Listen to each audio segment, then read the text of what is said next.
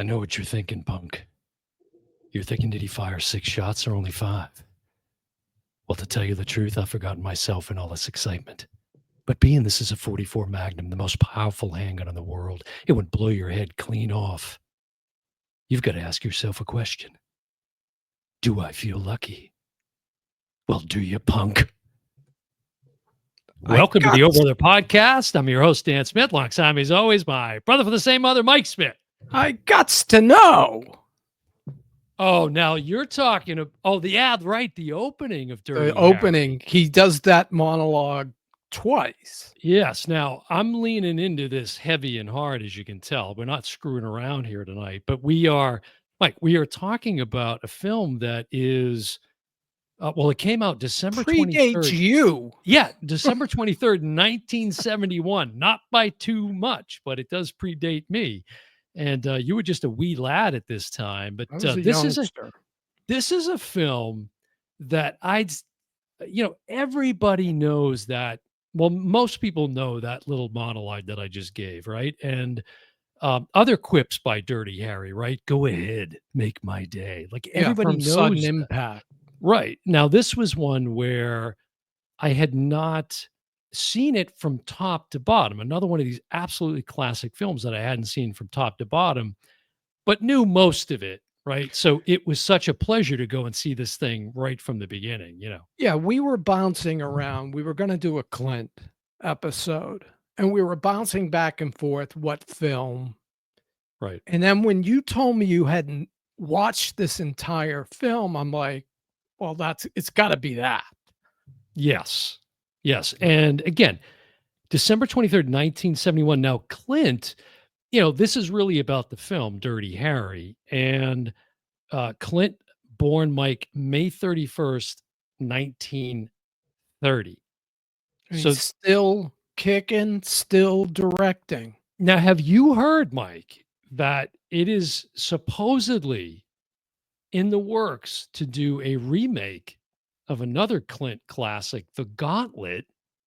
And guess who is set to star in this film? And this seems like it's got some legitimacy to it. None other than, and these glasses are appropriate for it, the Wayfarers, is Tom Cruise, Mike, in the Clint leading role, along with Scarlett Johansson.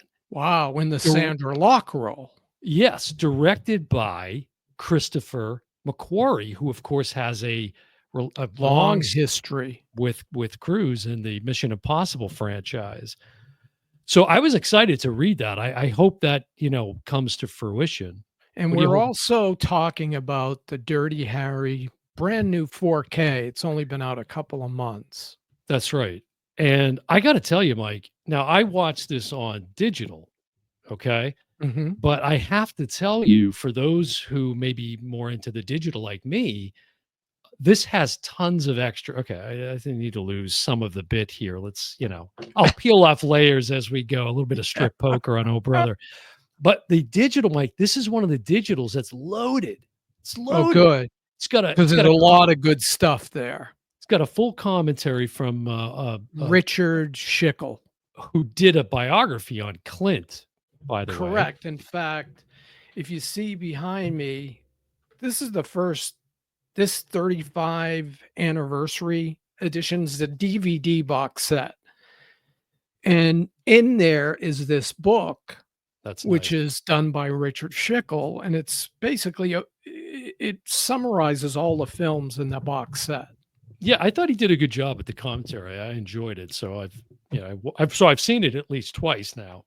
Yeah, I hated listening because it ruined everything I was going to say. Oh, well, that is the trouble with that, which is why, I usually try not to watch a lot of that stuff or read reviews because I don't want to be influenced. Exactly. But all right, so let's just get into it. I mean, this again, 1971. This would really, and it's kind of hard.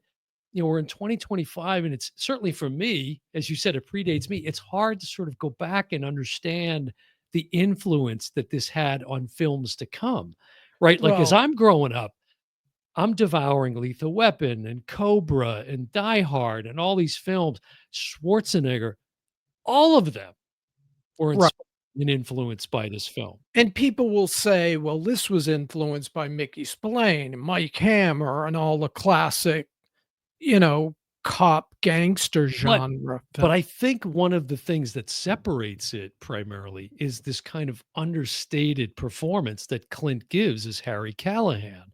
And by matter of fact, like James Cagney, that Mhm. would be another one people would mention, but they were a little bit more kind of Over the top, over the top. Yeah. and he's very understated, Mhm. Richard Schickel calls him a minimalist. He gives Right. you we saw that from his westerns, Fistful of Dollars, the whole Dollars trilogy. Sure.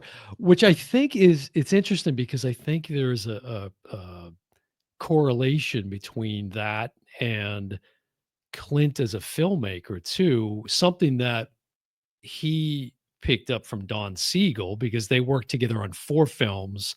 5. Oh, is it 5 films? Yeah, yep. Oh, okay, alright. So, is this kind of efficiency Mhm. approach to filmmaking, right? Clint's like, "One and done. Got it, moving Correct. on," Yep. right? Just like Ron Howard is very similar. We got it in the can, let's go, move on. Moving on, yeah. And so you see that in the character here and in many of his characters, as you mentioned, like with Unforgiven, right? Which I love that you've got this Sergio Leone. Is that The Good, the Bad, and Poster. the Ugly That's poster? the good, bad, and the ugly, yep. Yeah, that's fantastic because is that Lee Van Cleef in that Lee one? Van Cleef, yep. Right, okay. He was Uh, in 2. He was in, For a Few Dollars More in this one. I went, I hadn't seen Hang 'em High. I went ahead and watched Hang 'em High. I was starting to, watch all these different Clint movies that I haven't seen, and there are quite a few that I still haven't seen, but, um, And he's the one actor I can say I have every film of Clint Eastwood, not only acting, but if he's not in the film, like Mystic River, right. Bird, I have all of his films. Two-time Oscar winner, right, for Unforgiven and for, Million Dollar Baby, Million Dollar Baby. right? Yeah, now, Mike, Don Siegel, wow, the shot composition in this film, It's phenomenal. right from the jump, The big wide shot the big wide shot. In of the fact, first victim, right. and you see and this is, when Panavision was fairly new to Now, movies. explain that for folks It's that may not it's know. like deep focus, long, you can shoot stuff from way far away. Today, they use, droids and what are the Drones, fly drones. droids. Yeah, like, a shot like that in that opening shot would be Yeah, they would use a drone right, right, today. right. Back then, you sent the guy, you know, This miles is away. this is a bit of an example of what you're talking about here. This is the very end shot of the film, end scene, and something that was much more common in films of that time, which you really don't see much anymore. But I mean, look at this shot here. Now, what you can't see unless we zoom in, Clint is in this Th shot, This is the final shot. the very final shot. He's walking away from Yeah, after the final sequence. But and then the credits start to come up. And this was another thing, right? The film is still rolling while correct. the credits are rolling, and it's something you just don't really see much No, anymore. you can see Clint walking for a good long Yeah, journey. he's about in the center of this shot here, but you can't tell. But just there's so many. Here's another one, Mike. Too. I don't know if you picked up on this. I didn't until I watched. Maybe it came out in a commentary. You notice anything about this shot? So here's a shot of Inspector Callahan in the street after the first sort of Yeah. encounter with these bank Well, robbers. "Play Misty for Me" is the one thing I notice, which That's is right. Clint's first directorial picture. Yes, So that plus, when you look at it, it looks like a black and white film. it does. It And does. often, this is set in San Francisco, and that's where they filmed it. And have you ever been to San Francisco? Yeah, I have.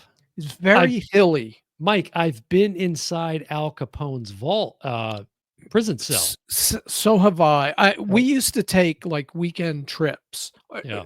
You could go up you could fly up for 29 bucks, fly back the same day, and see everything. Fisherman's Wharf, ride all through Chinatown. Beautiful area. But the way this is shot, it's shot to make San Francisco, which is a beautiful city if you've ever seen it, Yeah. beautiful at night. He shoots it so dark and so dreary and so flat, it's almost unrecognizable. Well, and this has to you gotta give all credit to Bruce Surtees, who's the DP here, Correct. because and he's known as, Mike, the Prince of Darkness, who we actually just lost another Prince of Darkness, Ozzy Osbourne, but in the world of film, Bruce Surtees, that was his nickname, and man, does he shoot this thing dark. I mean, there's times when you just really can't even see what's going on. And you know what's interesting is this was very controversial at the Mhm. time. Right. And Schickel talks about Pauline Kael. I don't know if you know Mhm. her or knew her. The She's no critic, yeah. longer with us. Mhm. She was a famous critic for, I don't know if it was Time or one of the big publications. And she hated the film because she was from San Francisco, and she hated it mostly because he made it look so dark and dreary, and she's like, Well "This isn't my city." well, Clint is born in the Bay Area. I mean, that's where he's Yeah. from. So, but yeah, it's just the cinematography is amazing, and the use of natural light.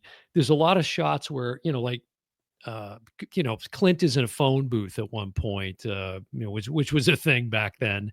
This payphone, and it's kind of like the lighting from the lamp post is the only sort of source of light in the shot, and or the red and blue lights on a cop car are primarily the source of light in a lot of sequences, and it's just really phenomenal. Also, a lot of high and low angles that they're shooting from to Yes. kind of establish different tones and things. Like, there's a famous sequence in front of a cross, and he Yeah. shoots looking up to the top of the cross and then looking down, these Yes. very deep, very unusual at the time. There's a great shot of Clint and Don Siegel. I've been trying to get you to buy The Killers, the Criterion Collection, because Don Mhm. Siegel, there's 2 iterations. It's based on a Ernest Hemingway short story, and Don Siegel directed it in 1964. It was originally shot in '46. If you watch that film, you will see some of the things he brought to Dirty Harry in that film. Yeah, I just can't say enough about the look of this film. And then here's another, kind of like film school type shot. A lot of these sort of what you might call triangular images. Now, look at this shot, Mike, Mhm. right? What do you see here? Look at the framing here. And you see Clint at the apex of this triangle, Right. kind of Like, your estab eyes automatic it's almost like the other 3 actors are a funnel.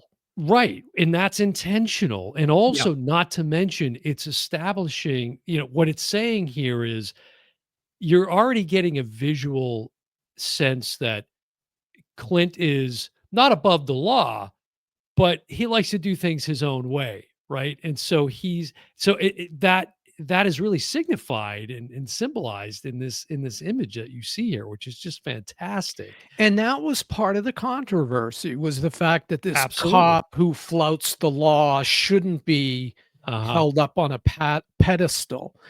And Right. it's so like, I don't know if you've seen any of the sequels. Yes. Okay, because I have the Clint box set, the W- Dirty one Harry box set. one of the best is, "Well, we're just not gonna let you walk out of here." Right, "Who's Smith. we, sucker?" And then he's like, "Smith, Wesson, and me." And again, he says that line, "Go ahead, make my day." That's sudden impact. That's the 4th movie in the series, the only one Clint directed. Yeah. Ironically, he didn't, direct the Deadpool, which is the worst probably of the bunch. Yeah.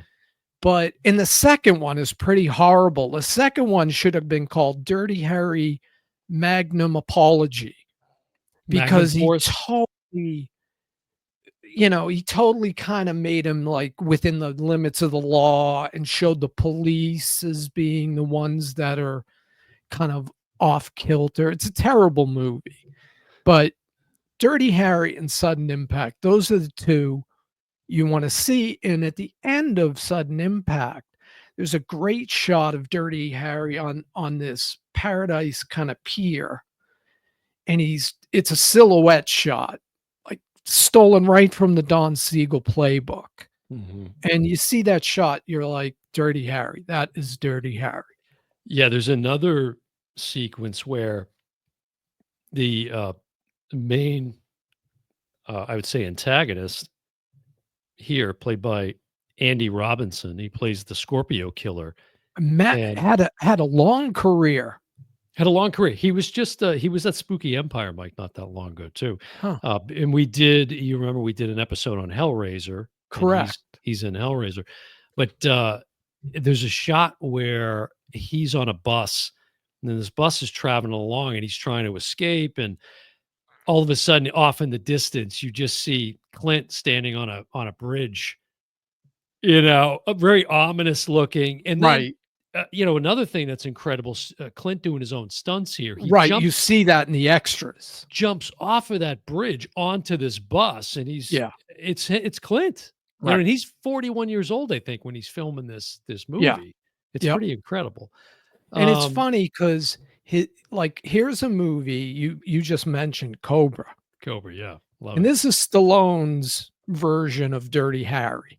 And if it didn't go off the rails halfway through the movie, he probably would have had more than one. Yeah, I'm a But the sucker for funny thing Stallone. is, in Dirty Harry, he has a partner. It's the Yes. same partner that Cobra has, that Stallone has in Cobra. And also, Oh, yeah. the bad guy is in Cobra as the police chief. So it's just funny to Oh. see those, two actors kind of playing the Oh, same, that's interesting. Yeah, Rennie Santoni, who plays Chico.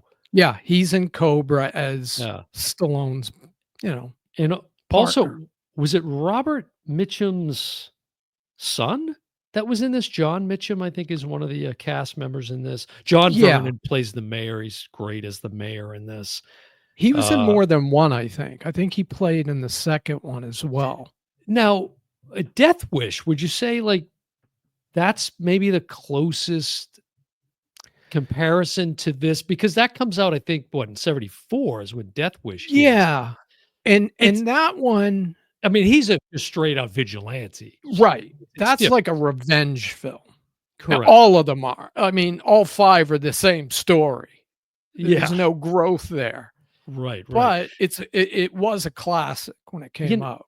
Lalo Schifrin, who does the score for this too, I mean, again, right from the opening of the film, there's this really this jazzy composition Correct. playing. It's very kinda everything's sort of off kilter, just a slightly off beat, and it's playing over the opening credits, and the title sequence is just, again, it's so striking the way that Siegel shoots this.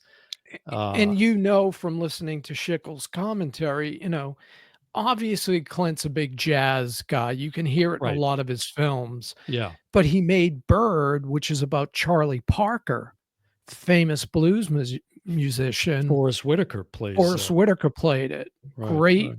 great underrated Clint Eastwood film. Yeah.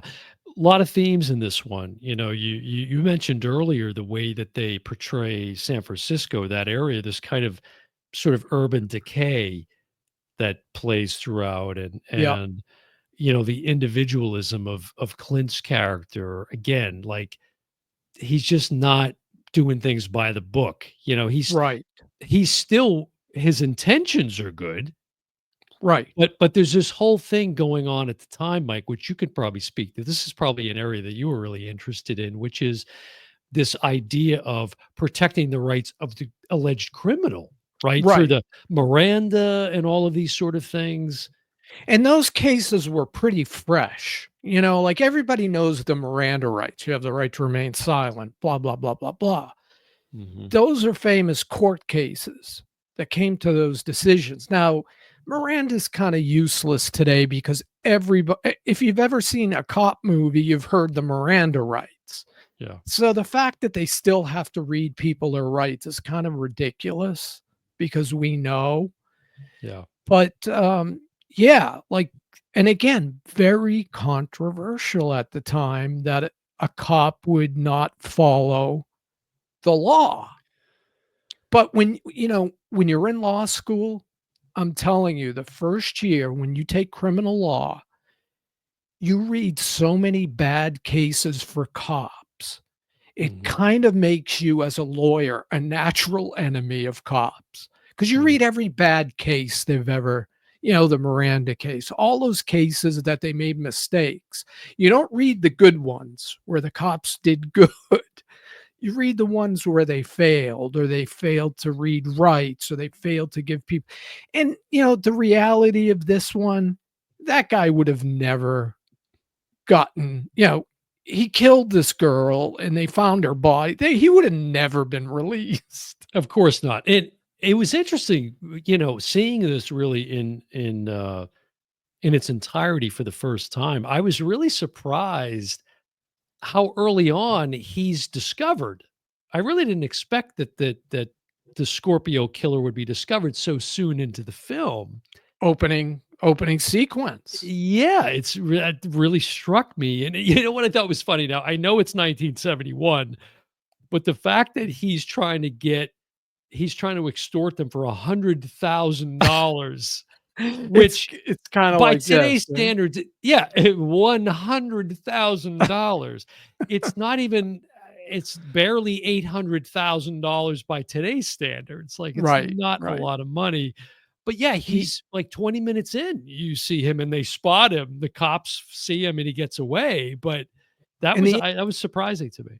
the interesting thing too is, again, another wide shot from the helicopter when he's Yeah, located on the roof. that's Great right. shot there.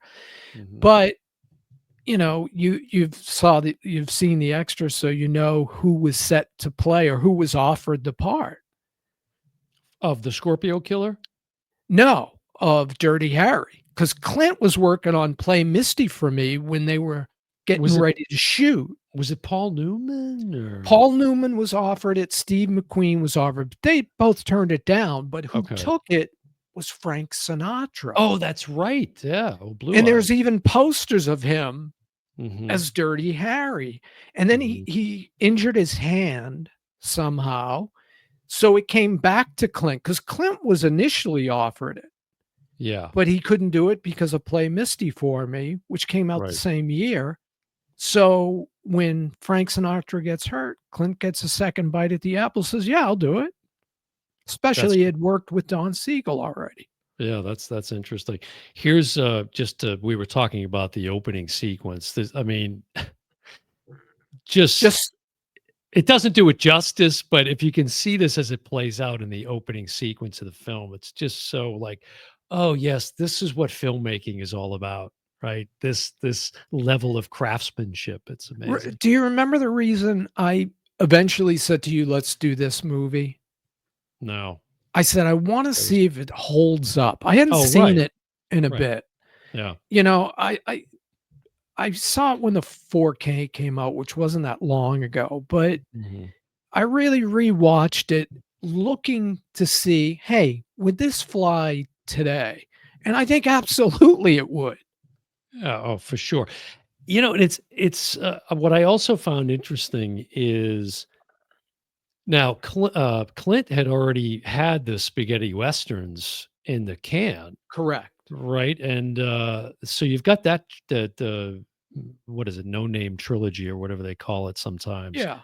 already in the can, and then even subsequent to this, the westerns he would go on to do like Outlaw Josie Wales and Unforgiven Pale and all of that. Rider. Mhm. There's a lot of it's amazing the similarities to the Inspector Callahan role, again, man of few words, his own form of justice, this kind of justice versus morality, theme that plays throughout.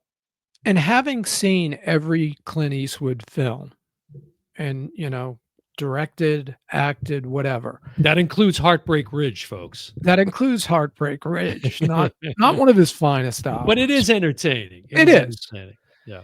but his influence, you can see Sergio Leone and Don Siegel in almost every picture. You see Mhm. something that he learned from them.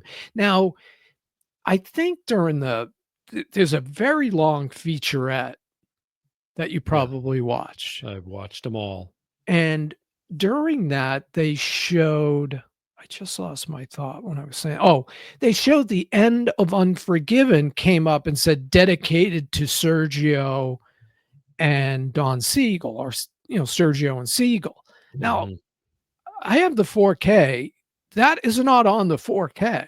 I don't know if that's on the Mm. DVD or an old Blu-ray, but I Mhm. don't know if you noticed that I or not. didn't. I didn't pick up on that, no. Because it's obvious if you see his pictures where his influence came from, but I never saw that dedication. I don't know if they took it out or Yeah. why they would take it out. I don't Right. know.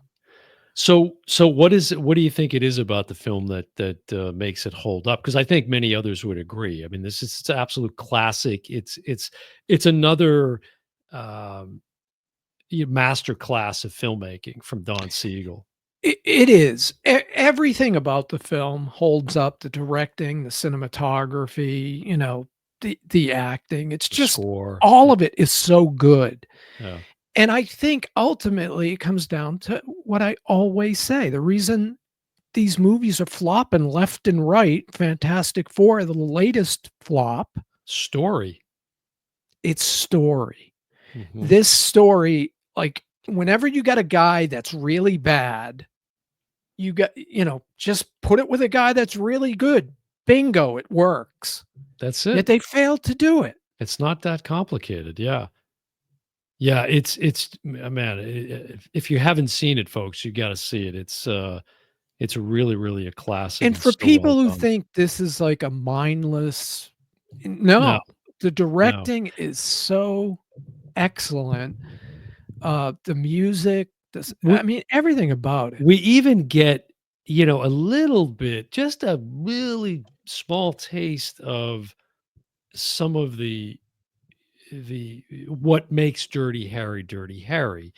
And there's a sequence where he is walking down this stairwell with Chico's wife, because Chico's been injured in a Right. sequence in the film, and she makes some comment about Harry's wife. And Correct. we go on to learn that his wife was killed by a drunk driver, which he doesn't say a lot about it, but that's No, all you need to know to help it really inform the character's motivations. it gives him it's a backstory for the character. Right, and and it took about 2 sentences to Right. do that. It's really kind of phenomenal. Now the sequels, I would skip everything except Sudden Impact, which is the Go Ahead Make My Day one, Yeah. directed by Clint. Yes. And even that one doesn't live up to the original, but it's the closest you're gonna get. Yeah. Well, and as you said, I mean, it's interesting too, if you get the digital or maybe even on the physical copy that you have, diving into some of the extras, you're really learning a lot about Clint's entry into show business as an actor. It's a really very interesting story, and this is another case where uh, you separate the art from, in this case, maybe the politics or whatever, the Yeah. art from the artist, but you can't deny the guy's brilliance. But you do see, as you pointed out, the direct influence of those that he worked with, and he talks about that. He says that, and Mhm. especially as I mentioned, the efficiency of his filmmaking. And you listen, almost any interview with any previous or current star that has worked with him, and they will say the same thing: is he's a one and done. You get the Right. shot, you move on. It's That's no it. nonsense, gonna Yeah, be a quick day, right. quick shoot. That's I right. mean, And, look at some of his films. They're so brilliant, Yeah, I and from through this, he Mhm. forms Malpaso, Oh, yeah, right? Which right. becomes his deal with Warner Brothers. Warner Brothers has distributed every single Clint Eastwood film. Mhm. No contract, a handshake agreement with the Right, brothers that right, lasted up until current day. right. That would never, ever, ever happen anymore. No, no, it would not. I wanted to show again just because let me see if I can pull this image up, another shot from the film. Here's the, shot at, Kazar, which is a football stadium back at the time. A real, that's where the San Francisco played, Yeah, and it and had it closed. right, and they're like, "Oh, well, hey, let's use this. It'd be Right. a perfect." And what you learn, it's where the Scorpio killer is basically hiding out, right? He's kind of like He's the sleeping there. groundskeeper, isn't he? I think he's the ground. I think Yeah, yes. I think we learned from a doctor in one of the sequences that yeah. correct. And but there's this scene between Clint and the Scorpio killer, and it just very quickly goes from this tight two shot and zooms out to what you see here. And it goes even further. It It keeps goes going. even further. It's just so great. Today, as you mentioned, it'd be a drone shot. They would set that up and be done with it. But this was really kind of some incredible stuff in 1971. So Yeah, and I love that sequence that you're showing, the lights coming up. One, click, click, click. and each one gets Clint closer to the killer. Well, again, Bruce Surtees, his brilliance on this Yeah. film is not to be understated. And Andy Robinson was fantastic as the killer and did a lot of improvisation, Yeah. which is another thing that Clint, right? That whole jazz component, right? The improvisational aspect of jazz, it's very much sort of in alignment with Clint's approach to filmmaking. You know, it's Yeah, it's and it's trusting the talent and letting them kind of feel free to sort of explore and experiment a little bit. And Andy Robinson did that. He talks about that in some of the interviews and the extras where the scene you mentioned where there's this big cross yeah, and the two of them come into contact with each other in this sequence, and he makes Harry give up his gun, the 44 Magnum, which is a very menacing looking weapon. right. And Andy says, "My, that's a big one." And just improvise, ad lib that on the spot. Yeah, the guy that's in the first film when he Mhm, says, "Well, do you feel lucky, punk?" mhm. That actor becomes part of Malpaso, and he's in several films. He's in Sudden Impact as Okay. a cop, a friend of Clint's. Oh, that's cool. I didn't know that. Yeah, Oh, yeah. that's interesting. Let's My see. when I first moved to California in '94, Uh-huh. one of my first trips before I started school, I took to Carmel by the Sea, Oh, which yeah. is where Clint was, The the mayor. mayor, Right. and he still lived there at the time, and, like, I was expecting to bump into him at City Hall or Right. whatever. This is what you're talking about right here. This is the shot. This is the actor right here that you're talking about. Yeah, and again, the line, "Go ahead, make my day," he says that at the beginning and the Well, end no, no, again. no. That's you're talking about it's different. You're confusing the sudden No, no, impact. I knew I was talking about Sudden Impact, but Yeah. this is Yeah, the but first time he says, "Do you feel lucky, punk?" right. And what's brilliant about it is there is a difference in the way he's delivering that line. He's in the beginning it's a little bit more playful. Right, and he even chuckles because when the guy says, "I gots to know," I gots to he know. pulls the trigger Right. Because and he chuckles.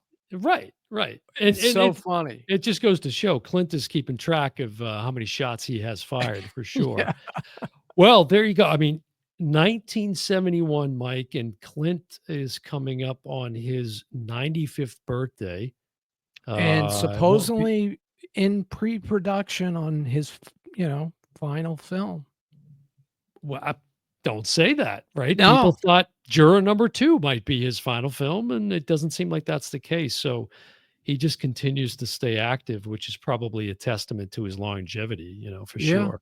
He's what? As of this recording, he's 95, correct? He's 94. Oh, Well, no, 94. he's 95 because he would have turned 95 in May, Okay. this past May. Yeah.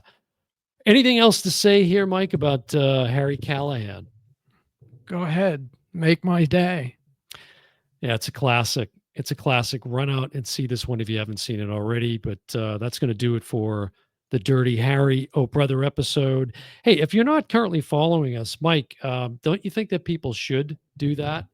Absolutely. Go ahead, subscribe to the Oh Brother Podcast YouTube channel. What are you You can waiting for, punk? You can follow us out on Instagram at OHB Podcast. OHB is in Brother Podcast. You can get access to our link tree link out there, and that'll take you to all the audio podcasts, the YouTube channel.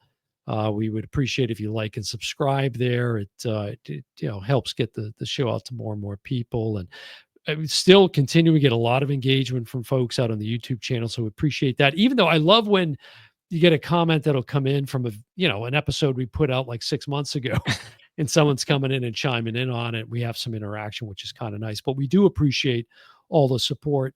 And Dan responds to everyone, basically. Yeah, we get back to you right away. We're not, there's no AI or no robots or droids here. You're talking to us if you're interacting with us. So, but yeah, that's going to do it for another episode, Mike, of the Yo Brother Podcast. I've been your host, Dan Smith. Long time, as always, my brother from the same mother, Mike Smith. And we will see you next time, punk. Bye, everyone.